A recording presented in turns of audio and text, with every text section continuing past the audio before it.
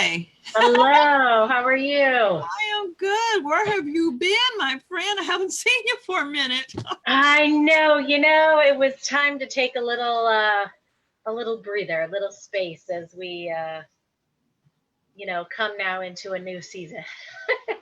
I know. We had great holiday. How was your Turkey Day or Thanksgiving holiday? It was nice, really small, but really nice. We still managed to, at least make all the foods, which, sometimes is just, I think what becomes important about that day is, at least for me, tasting some of the foods is, yes, the people are important, but sometimes also just familiarity, and food can provide that. Yeah, sounds like you had a few people in. Did you have a few No, guests?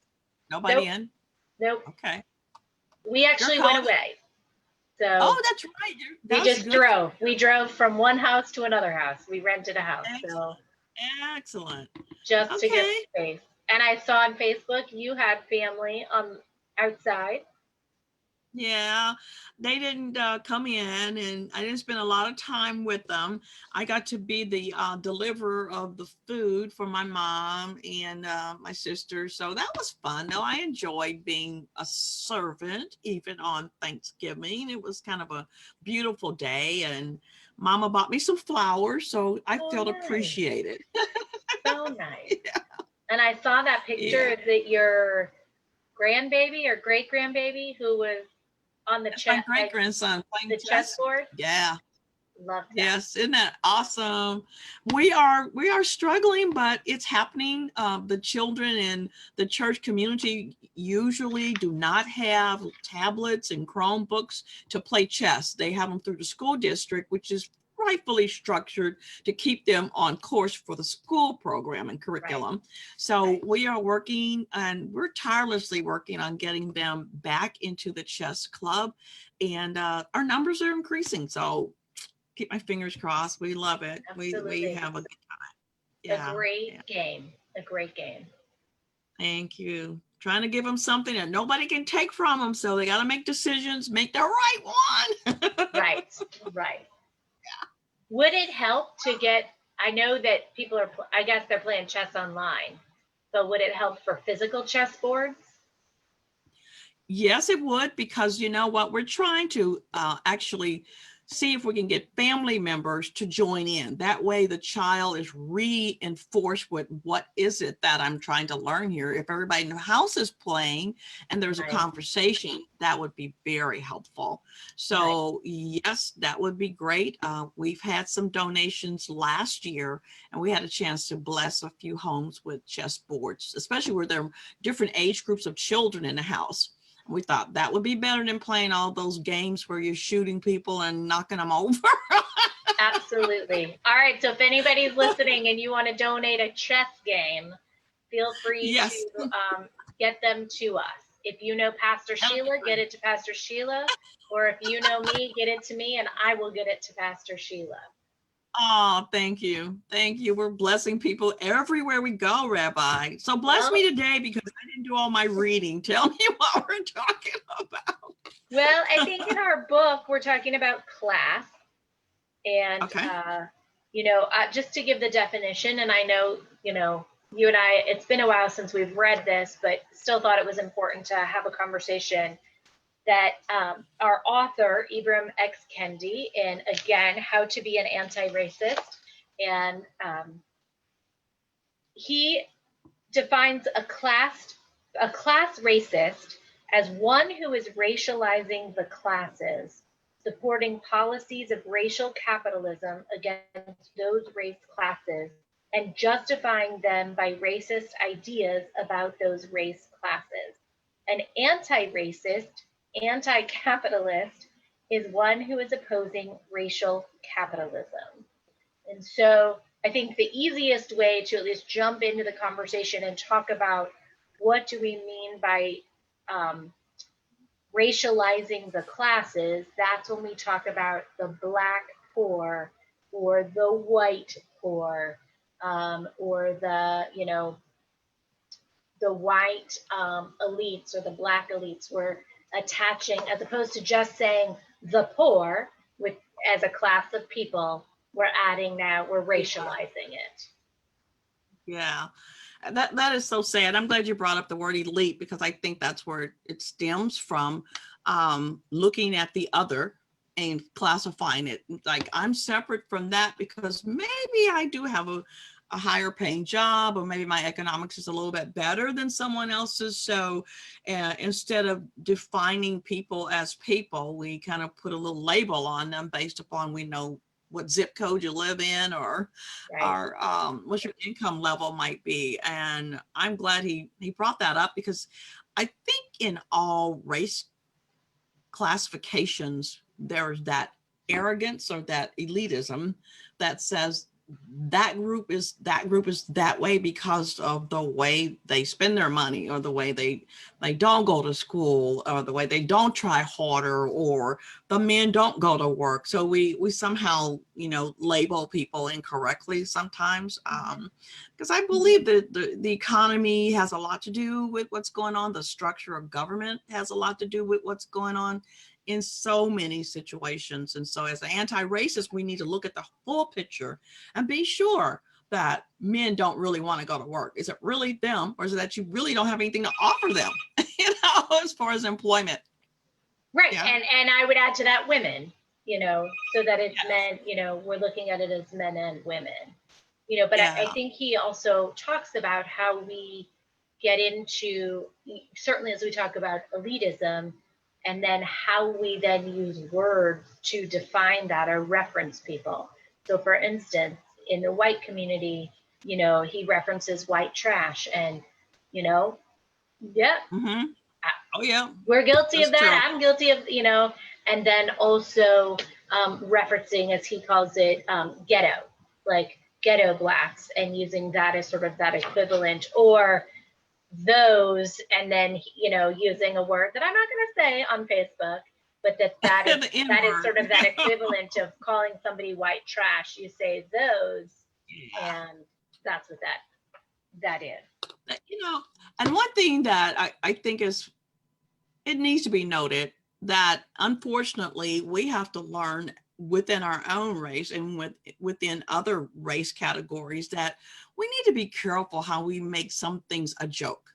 The N word, we talked about that before, that is finally something that um, a lot of the leadership is saying that's not acceptable. That's not funny. You can't use that word in a joke. It's not something we want our children to become comfortable with. And so it is when we say ghetto black, our movies and music sometimes go there. And sometimes you can be in a crowd and somebody's, oh, you're acting ghetto. It's like we sometimes are re-emphasizing the very thing we don't want anybody else to say about us.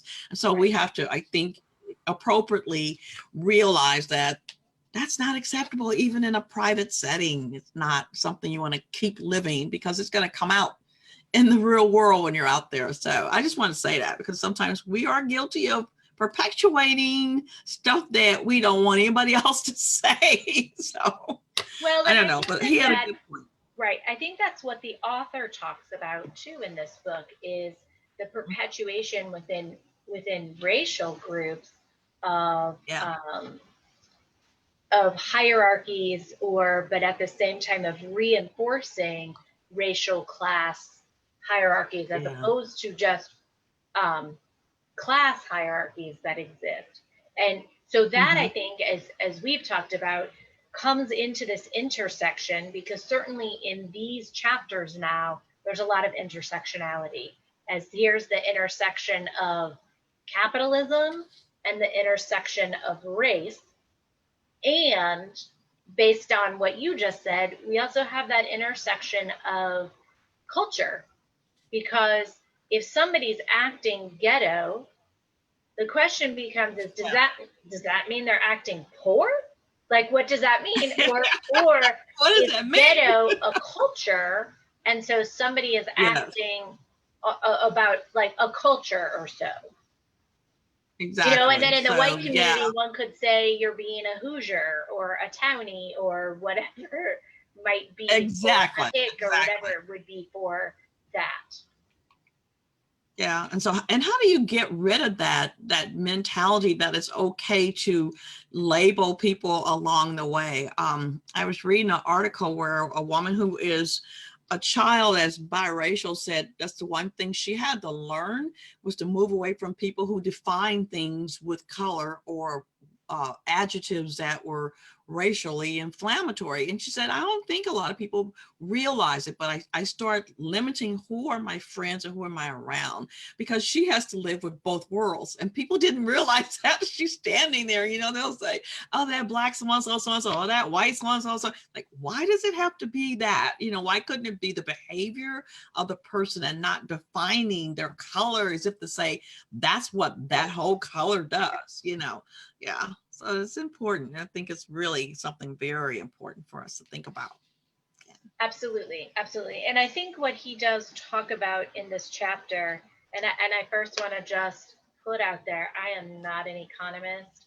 I don't necessarily understand like full capitalist ideas and all. I mean, in terms of like policies and so on. But one of the things that he talks about, um, especially with regard to the ghetto, and and how we've utilized that term and this ghettoization of sort of poor black in what he talks about, and what we've created in this country in terms of when we talk about white flight out of urban cities and areas, and what are the laws that have been put in place that keep blacks from moving in that same direction as whites did or other immigrant groups or so on. I mean, initially when we talk about ghettos, the first use of that term actually never had to do with black. Ghetto was a term back from Europe, and that's what they actually did to Jews. They moved them into ghettos and kept them to confine them into an area Oh where they yeah. had to Oh stay. yeah. And so when Mm-hmm. we look at the history of the United States, those initial ghettos, um, a lot of them, at least in urban areas, were immigrant ghettos. And they were, here's your Italian area, here's your Irish area, here's your Jewish area. And then, Exactly. as he Exactly. talks about, as the black community is moving north and west and trying to move into urban areas out of the south and more rural areas, then that community ends up ghettoized, and the whites start to move up and out, and then laws get put in place which keep the black community in place, which don't allow for that mobility. Sort Oh, of what he talks it's about is, so what are those capitalist ideas that keep the community in exactly. place? And so, here goes the argument. Earlier, I mentioned, do men not want to work? And for years, I was raised around the conversation that our men need to work, as if that was their choice to not be able to work, as if it was their choice not to be able to go to college and get a degree so that they can apply for a job and do much better.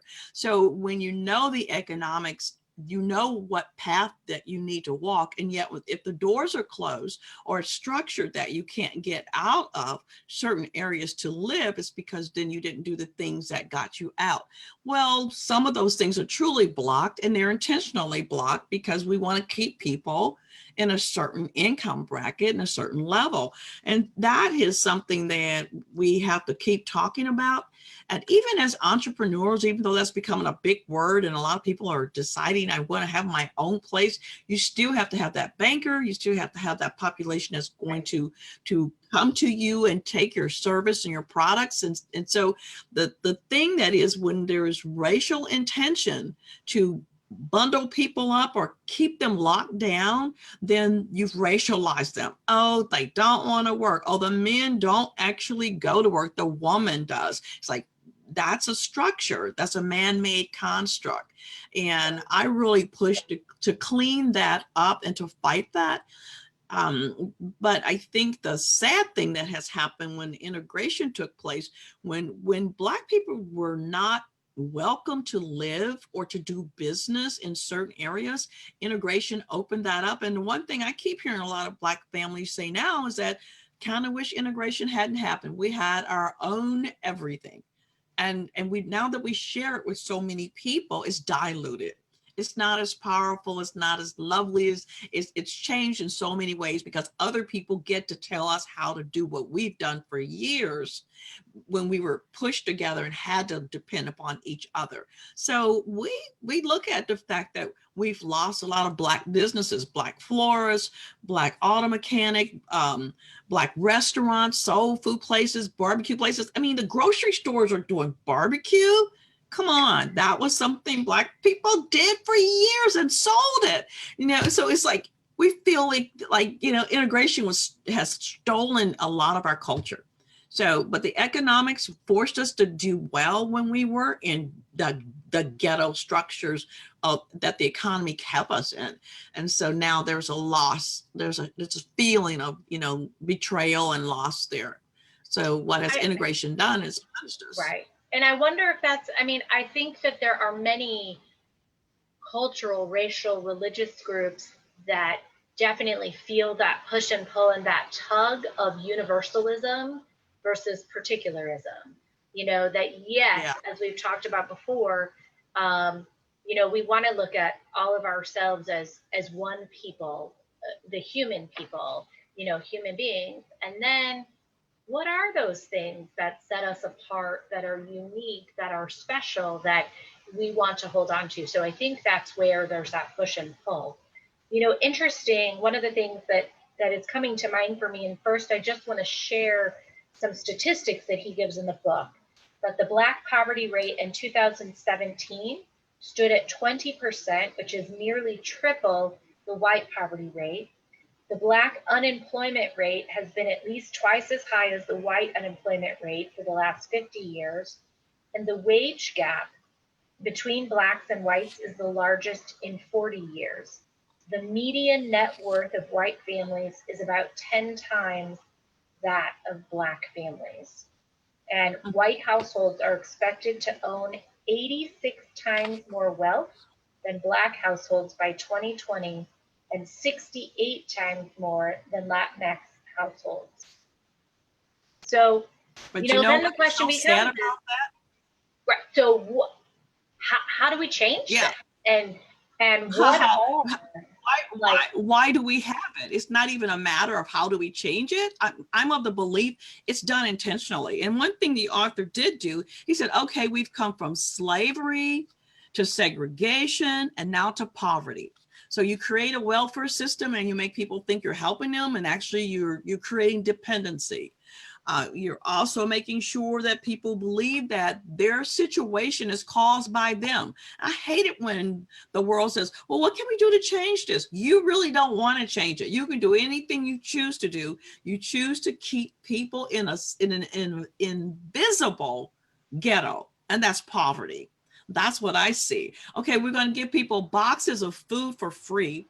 This was before the pandemic. In my community where my church is located, the children actually had food dropped off, coats dropped off, shoes dropped off. It's like, wait a minute. Why don't we have a society that allows the dad and mom to be in the home, working, earning the money, and taking the kids shopping so they can select what they want? What makes you think I want you to show up and tell me what color shoes I need to wear, what my coat and scarf and boots should look like? And don't tell me it's a foundation that has the ability to do that.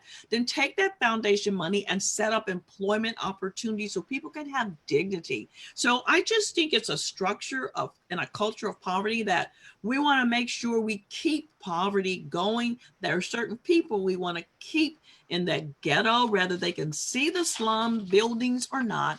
They are part of the system that we cannot afford to allow them to rise up. And so what do we got? Slavery at the beginning. What did we move to? Keep them away from us. We put them in ghettos. That's segregation. Now what do we have? Oh, let's talk about the poverty. Oh, why can't those poor people pull themselves up by their bootstrap? What is wrong with them? So it really hurts. And I like the way the talks about the policies. He does. Racist housing policies, great. Tax He's great policies. because he said, yeah, the poverty is something that when I can't go to college, you can go because you can inherit your father or your mother's position in that school, so you get scholarships that I could never get. You know, if I want to start a business, you have contacts with government contracts and GI bills and subsidized grants that I can never get my hands on. So there's this whole litany of things that I think he called it the white welfare game that's never called welfare. Black people and people of color are the ones with welfare. You just get all these negative labels that you get tired of. It's like, When actually, I really? think the higher number of people on welfare is actually the white poor. I want to look You're that up, right. but I think statistically, the higher number of people on welfare is the white poor. Yeah, I think So, you are right. I wonder in terms of, some of these gaps and these policies, um, thinking first starting in discussions I've sat in when we talk about gender inequalities, especially in employment, and how women make less than men statistically.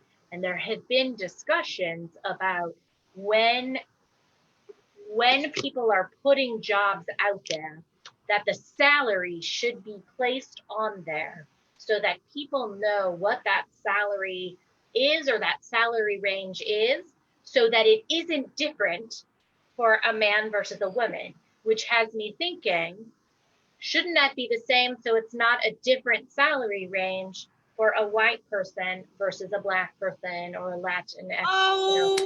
Right. So Oh, here we're getting, why should, if we have the same qualifications coming for this job, why do you get the higher uh-huh. salary than me? Now, you So we've know what? asked I could that just reach, question, you know, I could just hug you right now. I'm like, oh, yes, because you know that's right. You know that's the way it should be. You know that there are people that are even more qualified, but they tell you you're overqualified. And when you don't have the qualifications, you're underqualified. Now they've got to the point they don't even post the jobs. Or you're right, they don't show everything, the classification for the salary range, to where it fits in the corporation or the organization, and on and on and on. So whether it's a male or female, this is the range, and these are the essential requirements for the position. And when right. you want to evens, then people have an opportunity. I tell you, I was just devastated. I was at a meeting. I no longer go to this group meeting. I don't want to say what it was, but this guy said he wanted everybody to vote for him, so he wanted to be the mayor of the city of St. Louis. And this was several months ago, obviously, or a year ago. And we asked him a lot of questions. We're black clergy in the room only, and he's Caucasian. And he said, yeah, he says, I want you to vote for me. So we asked him some questions like, you have a company? Yeah. How many African American or people of color do you have in your company? He looked at us very quietly and said, well, I don't think any. And we're like, and you come and you sit before us and you ask us for your vote. So it got worse because someone said, well, but I think a couple of men wanted to bail him out and say, hey, what do you have coming open that maybe we can suggest a person to come and apply at your company from our congregation to your business? Okay. He's trying to give him a way out, right? And he Right. says, well, he says, I have a couple of advertising positions opening up. So somebody with background in that area would be good. He goes, but I'm not sure if I can find anyone of color with that degree. Okay. Yes, What? yeah. So What? here's what you're saying that's so true, Rabbi. If you post it, then let it be open about what it is you're looking for Right. and what it is the person needs to be able to do, and let that population come in and declare that they're the qualified individual, and someone needs to compare what they say they can do or legitimately check and see if that's the good news on paper versus what you're looking for, and make a fair decision.